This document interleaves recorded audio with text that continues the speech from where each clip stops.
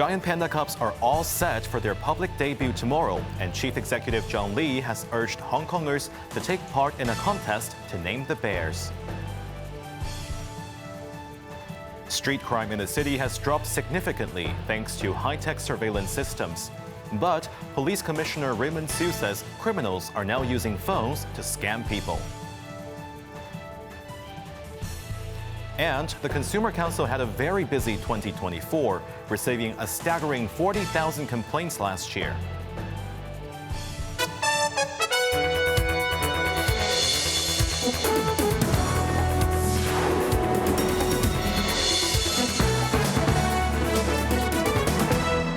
Good evening, you're watching Cable News. I'm Jeremy Chu. The two locally born giant panda cubs at Ocean Park, nicknamed Elder Sister and Little Brother, are set to meet local fans and tourists tomorrow, 6 months after they were born. Chief Executive John Lee invited the public to come up with names for the cuddly twins. Best Learn has the story. 3, 2, 1. A debut ceremony was held at Ocean Park to celebrate the twin cubs' half birthday. 聽日開始，佢哋就會正式喺海洋公園大熊貓之旅展館同大家見面。 With a big smile on his face, Chief Executive John Lee noted that the twins, which have been growing fast in the last 6 months, will finally make their public debut at the Giant Panda Adventure exhibit tomorrow. The city chief also announced that a naming competition has already started accepting submissions from today until the 7th of next month, inviting Hongkongers to suggest meaningful names for the cubs to highlight their appearance and personalities. The final results will be announced by the first half of the year. While the authorities have spent $700,000 on a competition to rename the two Beijing gifted giant pandas An An and Ke Ke, only to retain their original names eventually, Ocean Park Chairman Paulo Pong said it is almost certain that panda fans will keep calling the panda twins by the nicknames Elder Sister and Small Brother as they sound more intimate. But pandas in other places usually have their official names, hence the authorities will wait till the naming contest concludes to decide. Pong said the pandas have lured surging traffic to the park, with numbers of visitors rising 30% in December and 10% during the Lunar New Year holidays. Meanwhile, panda-themed peripheral products are also very well received. Hundreds of people have already signed up for the $1,500 per person VIP session to visit the baby pandas. Best Learn, Cable News. Crime rate in the city saw a mixed trend in 2024, with traditional street crimes dropping sharply due to enhanced surveillance, while scams surged to nearly half of all reported cases, police revealed today. Quentin Yang reports. Speaking on a radio program, Commissioner of Police Raymond Siu held the installation of over 600 closed-circuit television cameras across crime hotspots in crowded areas as transformative. Since their rollout last April, these cameras have reduced street crimes by up to 3%, including robberies and burglaries. Police were able to solve 28 serious cases, including murders, within days thanks to CCTV footage. Siu assured the public that privacy safeguards, such as blurring private areas in footage, are strictly enforced. He also announced plans to install a total of 2,000 cameras by year-end. Despite progress in traditional crimes, scams remained a stubborn challenge, with 44,480 fraud cases recorded in 2024, up nearly 12% from 2023. Phone scams were the most rampant, falling for tactics like fake customer service calls. Over 300 college students, most of whom are from the mainland, have been swindled of over $200 million. Meanwhile, a new trend of text message scam is emerging. Siu warned residents to avoid clicking on links from senders with names beginning with a hashtag symbol and urged them to report suspicious numbers via the anti-scam app Cyber Defender HK. Authorities are also addressing the misuse of registered SIM cards, as individuals have been buying them in bulk for resale to criminals. Legislation banning SIM card resales and limiting purchase quantities is expected this year, according to Siu. While no single solution can eliminate all scams, we are confident that, with public cooperation, we can effectively combat scammers, Siu said. Quentin Yap, Cable News. The Consumer Council has received a staggering 40,000 complaints in 2024, marking a 20% increase from the previous year and the third consecutive annual rise. The surge was fueled by two major controversies: global football star Lionel Messi's no-show at a highly anticipated performance and the sudden collapse of gem chain Physical Fitness, which together accounted for over 7,000 complaints. Quentin Yang will tell us more. Speaking on iCable News program Let's Talk, Council Chief Executive Gilly Wang revealed that complaints related to dining and entertainment topped the list for the third year, with over 5,800 cases, a 48% jump from 2023. A quarter of these stem from Messi's absence at a February event, sparking outrage over unfulfilled promises and delayed refunds. Wang stressed the need for clearer event terms. Organizers must notify consumers promptly of last-minute changes and offer humane solutions, such as refunds, to mitigate frustrations. Meanwhile, the abrupt closure of Physical Fitness in September triggered the highest financial claims, involving nearly $150 million. With Hong Kong pushing its mega-event economy, Wang warned of worsening ticket scalping, citing reports of resale tickets priced at $100,000 and more. She urged authorities to adopt a real-name ticketing system to curb exploitation.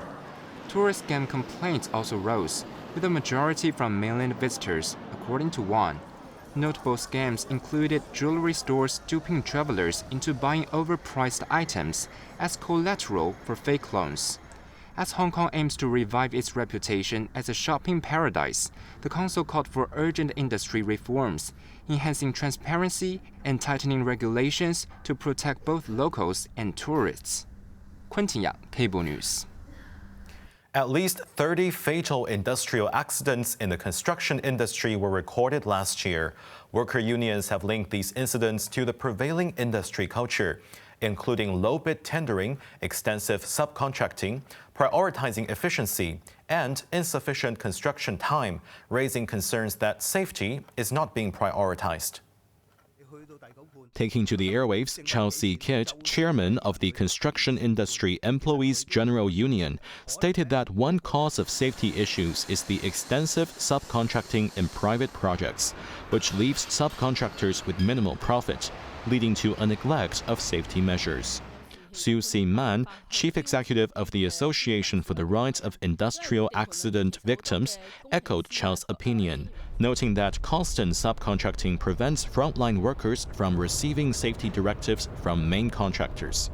She added that some site safety officers lack the expertise to challenge the hazards of contractors' procedures.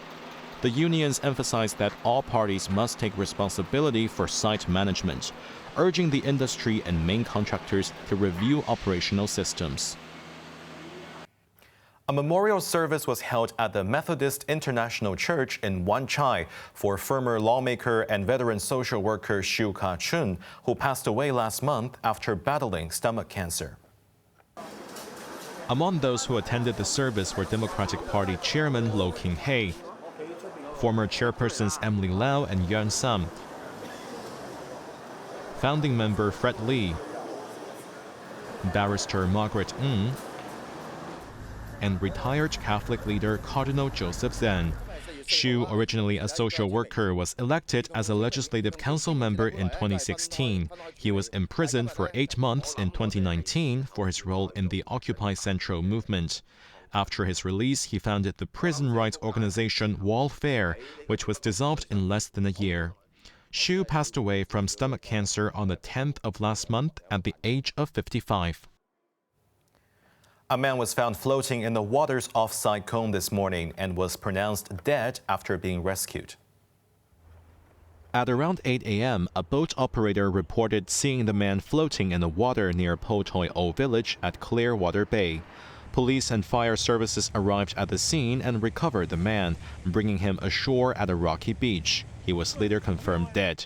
The deceased, estimated to be between 35 and 45 years old, was not carrying any identification documents. He was found shirtless, wearing only a pair of jeans. The case has been classified as a body found for now, and the cause of death will be determined following a post-mortem examination. The two main talking points at this year's Munich Security Conference in Germany were supposed to primarily focus on how to end the war in Ukraine without giving in to Russia, and the need for Europe to boost its spending on defense. However, U.S. Vice President J.D. Vance did not address the issues and instead attacked his European allies and their policies on immigration, free speech, and misinformation. Sachin Khatvi reports. Vance accused European governments of retreating from their values and ignoring voter concerns on migration and free speech. The threat that I worry the most about vis-a-vis Europe is not Russia, it's not China, it's not any other external actor. And what I worry about is the threat from within, the retreat of Europe from some of its most fundamental values, values shared with the United States of America. However, Vance, along with U.S. Secretary of State Marco Rubio, met with Ukrainian President Volodymyr Zelensky on the sidelines of the conference, saying the objective was to end the Russia-Ukraine conflict as soon as possible and achieve a durable, lasting peace in Eastern Europe, but did not divulge further details. Foreign Minister Wang Yi said China would love to see all efforts that help achieve peace, including the shared understanding reached by Russia and the United States. Europe should play an important role to work together to address the root cause of the crisis, Wang added. Sachin Khatvi, Cable News. Honoring their part of a fragile peace deal with Israel, Palestinian armed group Hamas held on to their end of the truce, releasing 3 Israeli captives. Yer Horn, 46, a dual citizen of Israel and Argentina, 36-year-old American-Israeli Sagui Deko Chen, and Russian-Israeli Alexander Trufanov, 29, were handed over by Hamas to representatives of the Red Cross in the southern Gaza city of Khan Yunis. All 3 spent nearly 500 days in captivity after they were abducted from southern Israel on October 7, 2023. Keeping their part of the deal, Israel released 369 Palestinian prisoners.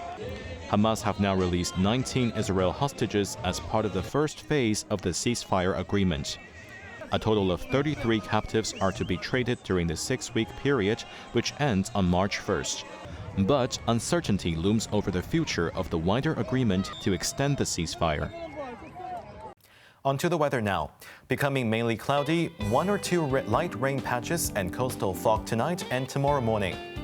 The minimum temperature will be about 17 degrees.